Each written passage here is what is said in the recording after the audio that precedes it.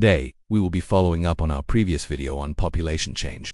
As we stated, population change often varies from country to country, depending marginally on their level of development.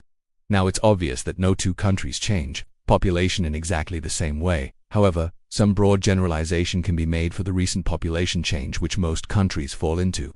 This generalization is known as the demographic transition model, or the DTM. Demographic transition means that the demographic or the world population is changing, while model shows that this concept is a theoretical simplification of reality.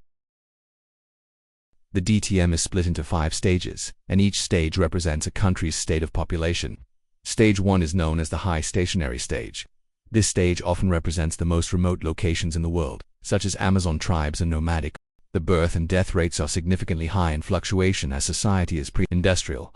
High death rates are caused when healthcare is low, sanitation and hygiene is limited, and famine is high. On the other hand, high birth rates are caused when there is no birth control, new contraception and high child labor to keep families alive. Therefore, since the birth and death rates are both high and fluctuating, the population change is close to zero, and therefore, the total population within regions of stage 1 will be low.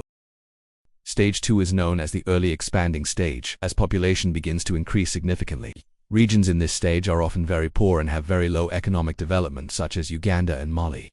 In these countries, the birth rate remains high and consistent due to continued societal norms of polygamous relationships, child farming, and prestige in having many children.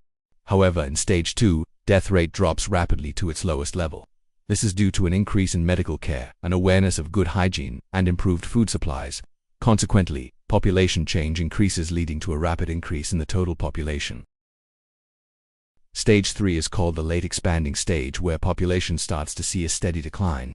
Countries which are newly industrialized like South Africa and Taiwan normally fall under stage 3. In this stage, the death rate reaches its lowest point and plateaus slightly due, once again, to an increase in healthcare and food provision. However, the birth rate begins to drop as birth control and contraception is readily available. Emancipation causes women to have children late as they focus on their careers, and the cost of raising children becomes high, leading to couples having less children. Overall, population change in stage 3 is still increasing. However, this increase is slowing down, and therefore, the total population increases slower. Stage 4 is known as the low stationary stage, in which populations continue to see a decline. Similar to that of stage 3, the death rate remains low due to improved lifestyles, and the birth rate also drops due to birth control and low number of children in families. Consequently, total population begins to stagnate. However, it remains high. Stage 4 often contains rich countries with a high economic standing, such as the United States and Finland. Finally, stage 5 is called the natural decrease stage. Countries in this stage are few, as only the very rich areas fall under stage 5, like Germany and Italy. In this stage, the birth rate remains low and stable due to couples having fewer children. However, the death gradually increases above the birth rate due to an increased number of elderly people. This leads to more people who die over the people who are born, and therefore the total population begins to fall. Now, it is important to note that the DTM, while effective, is just a model. This means that it's not always an accurate representation of reality. There are a few problems and faults which arise from the DTM, and they are as follows. Firstly, the DTM doesn't compensate for other variables such as migration, war, disease, and natural disasters. Therefore, total population of each stage may vary. Secondly, the DTM assumes that each country in the same stage act and develop in the same way. However, in reality, countries normally develop in their own way.